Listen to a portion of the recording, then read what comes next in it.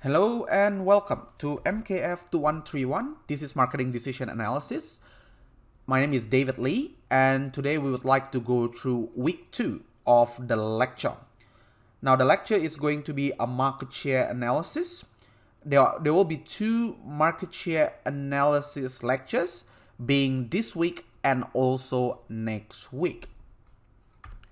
So the agenda for this week, it will be going through matrix. What are matrix? And what are models as well? And then we're going to apply those 2 definitions on how to actually get some matrix for the hierarchy of effects. So how do you get matrix for awareness? How do you get matrix for attitude? And how do you get matrix as well for usage? Okay, we're going to short form that as AAU matrix. And also we're going to look at customer satisfaction, something that you probably have seen a lot in every survey probably, whereby they ask you how happy you are with the service, how happy you are with my teaching, and so on. Lastly, we're going to look at Net Promoter Score. So we're going to look at a very simple, I would say, model that will explain to you how well does your customers recommend your products or your service to someone else. So there will be the Net Promoter Score that we're going to take a look at the end of this lecture. So for assessments, in week 2, we are going to have the online quiz that starts on Monday 0000 a.m. and it will be due by Sunday at 11:59 p.m. So please do not leave it to the last minute, because as we all know, once everyone starts to log in at the same time, it may, I wouldn't say will, but may cause the website to either crash or to slow down. So to avoid anything of that, so try to actually do it beforehand. And by now, if you be able to see this lecture, means that the online quiz has already started. And also the in-class tutorial exercise that will be also due in your respective tutorial, so wherever you are enrolled. So I just want to give you a brief refresh of what is going on for the assessment. So in assessment, there are, I would say, for online quiz and also in-class tutorial exercise, there are 11 times, all right? So starting from week 2 onwards until week 12. And we are going to choose the best 10. I repeat, there are 11 of these online quizzes and there are 11 of these in-class tutorial exercise, and we will choose the best 10 of it. So you have one chance to, I would say, burn, but try to attempt all, I would say, because it helps you to reinforce the learning that you have done in your lectures and also have done in your tutorial. So in last week's lecture, we have talked about recap, where we explained to you, before actually the recap, we explained to you what is MKF 2131 or Marketing Decision Analysis. We explained to you who are the teaching team, how are the lectures and tutorials going to work. So as you know, the lectures are all fully recorded with the lesson plans are given, and the tutorial, it will be a face-to-face. So initially, we are going to have a 90-minute contact every single week. And obviously, if you do want to schedule for consultation, then obviously you can. Just make sure you email the tutors or the lecturer for that. And also, we given you what are the resources that we will give, and also resources that you actually need to get. So like, for example, your textbook. How do you get your textbook? I think all of that is covered in last week's lecture. And then we also we also had look at core properties or core concepts that we have touched on in MKF 2121 or market research methods, or some other courses that you might encounter. So for example, it could be a scale properties, where we talk about nominal, ordinal, interval, and scale. And we look at regression, we'll look at correlation, and we'll look also at dummy variable. Now in last week tutorial or lab sessions, you also have met your tutor, and we have done some simple Excel analysis, like for example, how to use your simple Excel function, sum, average, minimum, maximum, if statement, and so on. And then we also look at regression analysis with your data at ins or your data analysis tool pack. And also we're going to look at insert mathematical formula to Excel. So how do you actually branch out a complex mathematical formula into Excel? Because that's what you're going to need. And lastly, we also had to look at pivot tables.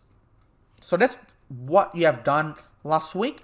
If you haven't watched any of the last week's lecture, I will suggest you to watch that because it gives you an idea of what is this course is going to go. So at least you know the direction of the course, where are we heading. And also last week's tutorial, if you missed that out, please come to this week's tutorial, right? As you know, you will have your in-class exercise that will be graded. So the first topic that we are going to go through is what is a metric. So in here, what we're going to say is metric is a measuring system that quantifies a trend, dynamic, or characteristics. So it could be a grade. For example, it's a measure of how well you guys are doing or how well everyone is doing.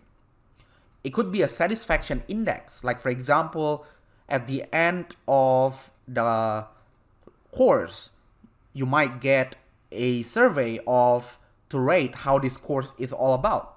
That will be a measure of my competence, I would say, or that will be a measure of my teaching plan. How well did I prepare?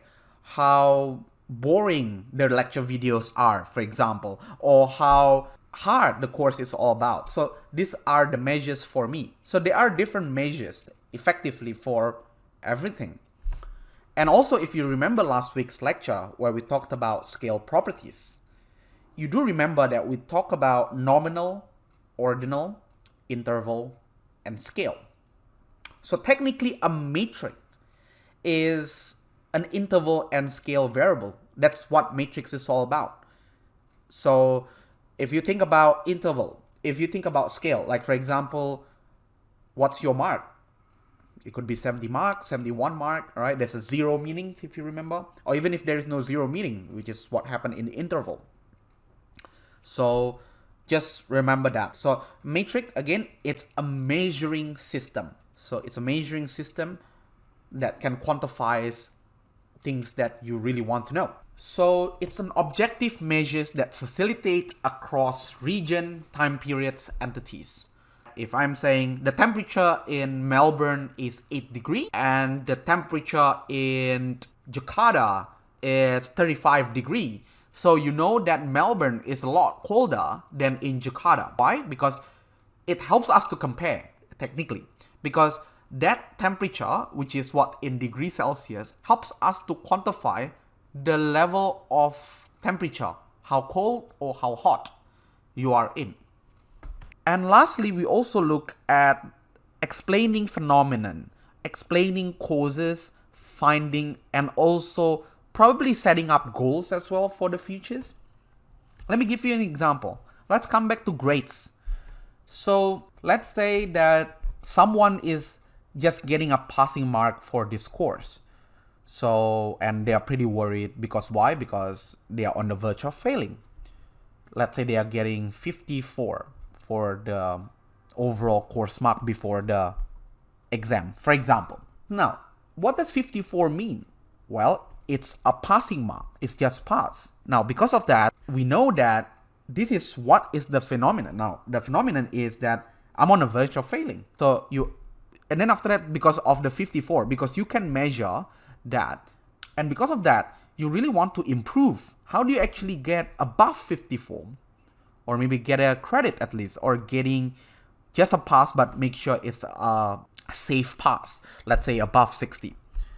So you want to know how. So you can see that you're setting goals, I want to find out the reasons why I'm getting such a low mark. It could be something that is manageable to you. Like, for example, I should study hard, I should watch more lectures, I should listen to whatever David says, and so on. Or it could be something that is uncontrollable. Like, for example, it could be the exam's pretty hard. David is making all the weird questions that never been exposed before in any lectures or tutorials. So because of that, they are helping you to actually explaining some phenomenon, explaining some of the causes, and what can you find from there? What are some of your findings? Why metrics are important is because that if you can't measure it, then you can't manage it. For example, let's say if your marks is unknown till before the course is ended or before the final exams.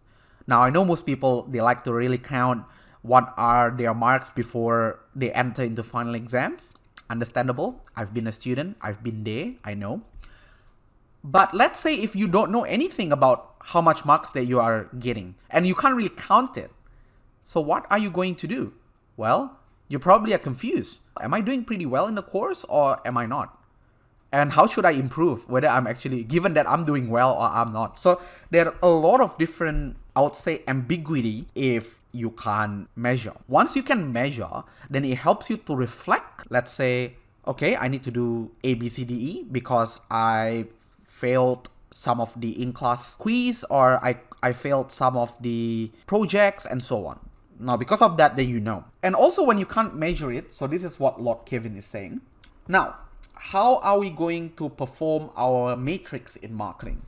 So obviously matrix are going to be useful because think of matrix as our measurement system. And in our measurement system, we have matrix that are used in marketing programs. So technically it's all the 4 P's if you remember, like pricing, promotion, product, and also placements, right? So what are some of the matrix that's going to be used for any of that? Because there will be different matrix that we can use. And that will be explained in week 4, 5, 6, 7, 8, 9, and 11. And we also have a customer response in terms of matrix. So what do customers say? Let's say if customers are unhappy about your product.